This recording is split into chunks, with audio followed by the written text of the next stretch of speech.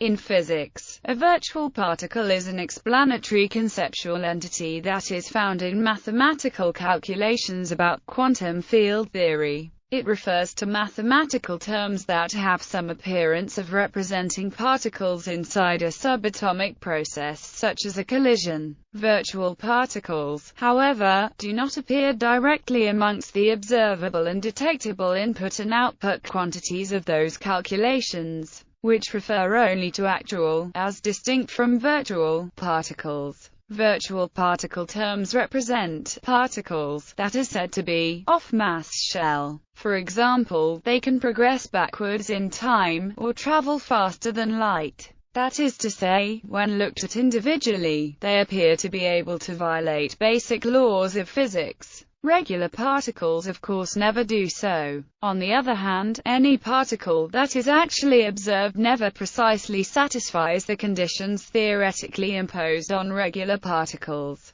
Virtual particles occur in combinations that mutually more or less nearly cancel, so that no actual violation of the laws of physics occurs in completed processes. Often, the virtual particle virtual events appear to occur close to one another in time, for example within the time scale of a collision, so that they are virtually and apparently short-lived. If the mathematical terms that are interpreted as representing virtual particles are omitted from the calculations, the result is an approximation that may or may not be near the correct and accurate answer obtained from the proper full calculation. Quantum theory is different from classical theory. The difference is in accounting for the inner workings of subatomic processes. Classical physics cannot account for such. It was pointed out by Heisenberg that what actually, or really, occurs inside such subatomic processes as collisions is not directly observable, and no unique and physically definite visualization is available for it. Quantum mechanics has the specific merit of bypassing speculation about such inner workings. It restricts itself to what is actually observable and detectable. Virtual particles are conceptual devices that in a sense try to bypass Heisenberg's insight by offering putative or virtual explanatory visualizations for the inner workings of subatomic processes. A virtual particle does not necessarily appear to carry the same mass as the corresponding real particle. This is because it appears as short-lived and transient, so that the uncertainty principle allows it to appear not to conserve energy and momentum. The longer a virtual particle appears to live, the closer its characteristics come to those of an actual particle. Virtual particles appear in many processes, including particle scattering and Casimir forces. In quantum field theory, even classical forces, such as the electromagnetic repulsion or attraction between two charges, can be thought of as due to the exchange of many virtual photons between the charges. Virtual particles appear in calculations of subatomic interactions, but never as asymptotic states or indices to the scattering matrix. A subatomic process involving virtual particles is schematically representable by a Fineman diagram in which they are represented by internal lines. Antiparticles and quasi-particles should not be confused with virtual particles or virtual antiparticles. Many physicists believe that, because of its intrinsically perturbative character, the concept of virtual particles is often confusing and misleading, and is thus best avoided. Properties. The concept of virtual particles arises in the perturbation theory of quantum field theory, an approximation scheme in which interactions between actual particles are calculated in terms of exchanges of virtual particles. By expressing the interaction in terms of the exchange of a virtual particle with form momentum q, where q is given by the difference between the form momenta of the particles entering and leaving the interaction vertex. Both momentum and energy are conserved at the interaction vertices of the Fineman diagram. A virtual particle does not precisely obey the energy-momentum relation m2c4 equals E2 minus P2c2. Its kinetic energy may not have the usual relationship to velocity, indeed, it can be negative. This is expressed by the phrase off math shell. The probability amplitude for a virtual particle to exist tends to be cancelled out by destructive interference over longer distances and times. Quantum tunneling may be considered a manifestation of virtual particle exchanges. The range of forces carried by virtual particles is limited by the uncertainty principle, which regards energy and time as conjugate variables. Thus, virtual particles of larger mass have more limited range. Written in the usual mathematical notations, in the equations of physics, there is no mark of the distinction between virtual and actual particles. The amplitude that a virtual particle exists interferes with the amplitude for its non-existence, whereas for an actual particle the cases of existence and non-existence cease to be coherent with each other and do not interfere anymore. In the quantum field theory view, actual particles are viewed as being detectable excitations of underlying quantum fields. Virtual particles are also viewed as excitations of the underlying fields, but appear only as forces, not as detectable particles. They are temporary, in the sense that they appear in calculations, but are not detected as single particles. Thus, in mathematical terms, they never appear as indices to the scattering matrix, which is to say, they never appear as the observable inputs and outputs of the physical process being modeled. There are two principal ways in which the notion of virtual particles appears in modern physics. They appear as intermediate terms in Fineman diagrams, that is, as terms in a perturbative calculation. They also appear as an infinite set of states to be summed or integrated over in the calculation of a semi-non-perturbative effect. In the latter case, it is sometimes said that virtual particles contribute to a mechanism that mediates the effect, or that the effect occurs through the virtual particles' manifestations. There are many observable physical phenomena that arise in interactions involving virtual particles. For bosonic particles that exhibit rest mass when they are free and actual, virtual interactions are characterized by the relatively short range of the force interaction produced by particle exchange. Examples of such short-range interactions are the strong and weak forces, and their associated field bosons. For the gravitational and electromagnetic forces, the zero rest mass of the associated boson particle permits long-range forces to be mediated by virtual particles. However, in the case of photons, power and information transfer by virtual particles is a relatively short-range phenomenon, as for example seen in the characteristically short range of inductive and capacitative effects in the near-field zone of coils and antennas. Some field interactions which may be seen in terms of virtual particles are the Coulomb force between electric charges. It is caused by the exchange of virtual photons. In symmetric three-dimensional space, this exchange results in the inverse square law for electric force. Since the photon has no mass, the Coulomb potential has an infinite range. The magnetic field between magnetic dipoles. It is caused by the exchange of virtual photons. In symmetric three-dimensional space, this exchange results in the inverse cube law for magnetic force.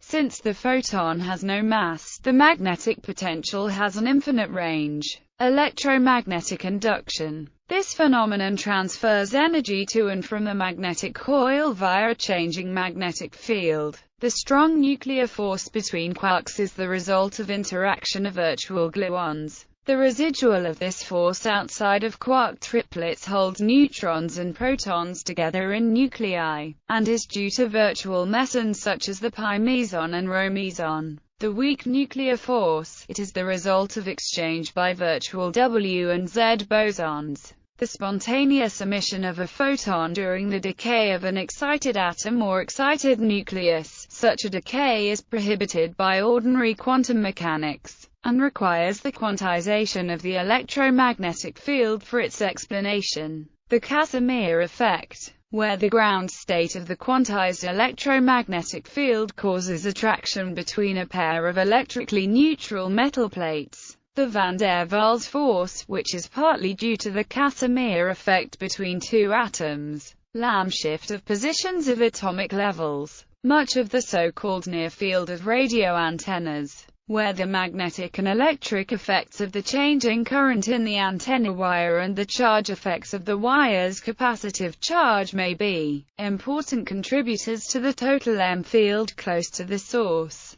but both of which effects are dipole effects that decay with increasing distance from the antenna much more quickly than do the influence of conventional electromagnetic waves that are far from the source. Far, in terms of ratio of antenna length or diameter to wavelength. These far-field waves, for which E is equal to CB, are composed of actual photons. It should be noted that actual and virtual photons are mixed near an antenna, with the virtual photons responsible only for the extra magnetic inductive and transient electric dipole effects, which cause any imbalance between E and CB. As distance from the antenna grows, the near-field effects die out more quickly, and only the radiative effects that are due to actual photons remain as important effects. Although virtual effects extend to infinity, they drop off in field strength as 1r2 rather than the field of M waves composed of actual photons, which drop 1r. See near and far field for a more detailed discussion. See near field communication for practical communications applications of near fields.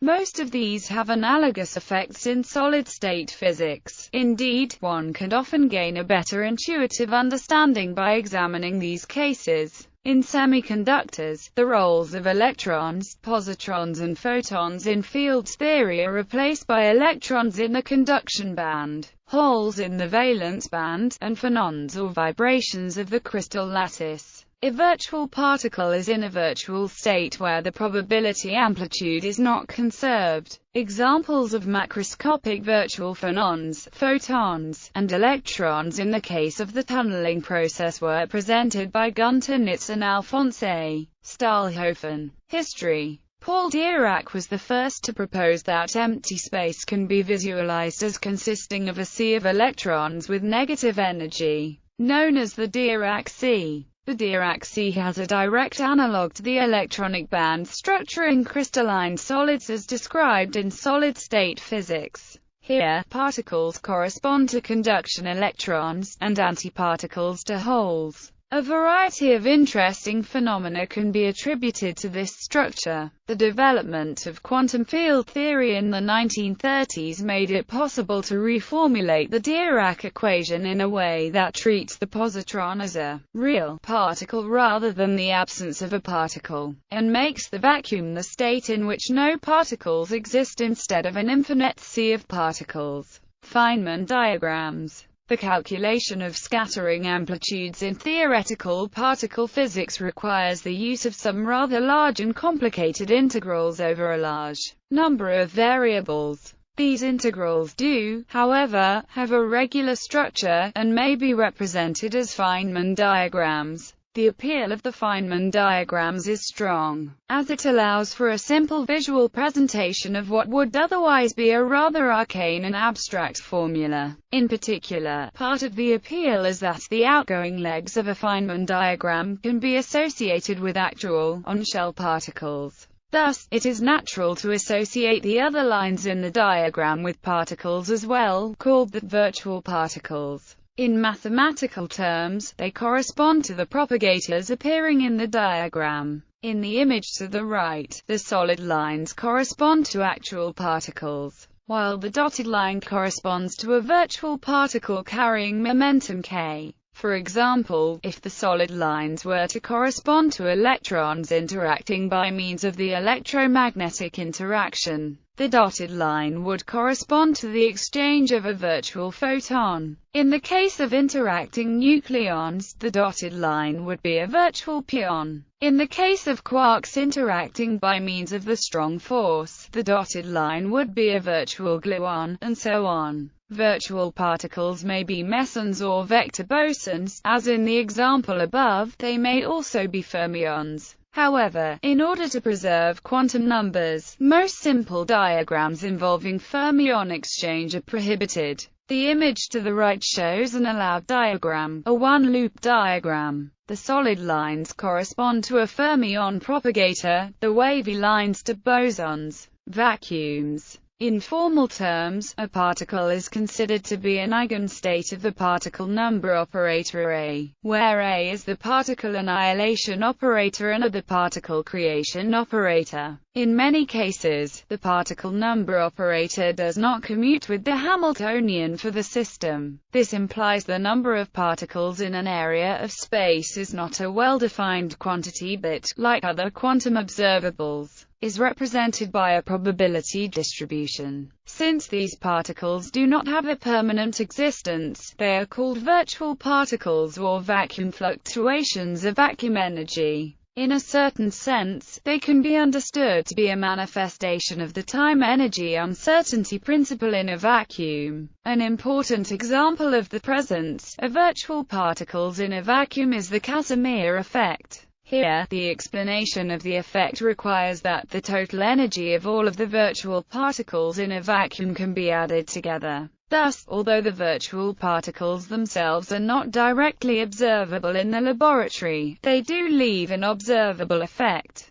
Their zero-point energy results in forces acting on suitably arranged metal plates or dielectrics. On the other hand, the Casimir effect can be interpreted as the relativistic van der Waals force. Pair production. Virtual particles are often popularly described as coming in pairs, a particle and antiparticle, which can be of any kind. These pairs exist for an extremely short time, and then mutually annihilate. In some cases, however, it is possible to boost the pair apart using external energy so that they avoid annihilation and become actual particles. This may occur in one of two ways. In short, the vacuum of a stationary frame appears, to the accelerated observer, to be a warm gas of actual particles in thermodynamic equilibrium. Another example is pair production in very strong electric fields, sometimes called vacuum decay. If, for example, a pair of atomic nuclei emerged to very briefly form a nucleus with a charge greater than about 140, the strength of the electric field will be such that it will be energetically favorable to create positron-electron pairs out of the vacuum or Dirac Sea, with the electron attracted to the nucleus to annihilate the positive charge. This pair creation amplitude was first calculated by Julian Schwinger in 1951. Actual and virtual particles compared. As a consequence of quantum mechanical uncertainty, any object or process that exists for a limited time or in a limited volume cannot have a precisely defined energy or momentum. This is the reason that virtual particles, which exist only temporarily as they are exchanged between ordinary particles, do not necessarily obey the mass-shell relation.